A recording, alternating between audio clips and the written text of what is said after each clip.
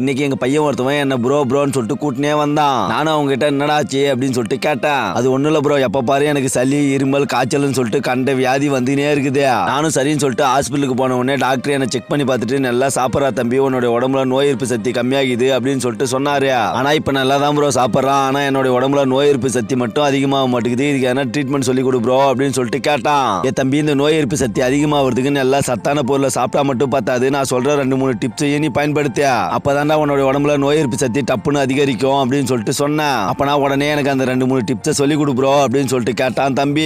என் தம்பி, முதல்ல காலையில தூங்கி எஞ்ச உடனே ஒரு 1/2 மணி நேரம் நல்லா நீச்சல் அடிக்கணும். அப்படி இல்லைனாக்கா நடந்து வாக்கிங் பண்ணணும். அப்படி நீ டெய்லிக்கு ஒரு 1/2 மணி நேரம் பண்ணனாக்கா உன்னோட உடம்புல நோய் எதிர்ப்பு சக்தி அதிகமாகும். அது மட்டும் இல்லடா, முக்கியமா ஒரு நாளைக்கு 1 மணி நேரம் இல்லைனா 2 மணி நேரம் உடம்புல நல்லா வேர்வை வர மாதிரி வேலை செய்யணும். அப்படி நம்ம உடம்புல வேர்வை வர மாதிரி வேலை செஞ்சினாக்கா நமக்கு நோய் எதிர்ப்பு சக்தி டப்புன்னு அதிகரிக்கும். அதனாலதான் அந்த காலத்துல இந்த தாத்தா பாட்டிங்கெல்லாம் வேர்வை சிந்தி வேலை செஞ்சதாலதான் உங்களுக்கு எந்த ஒரு நோய் நொடியுமே வரல.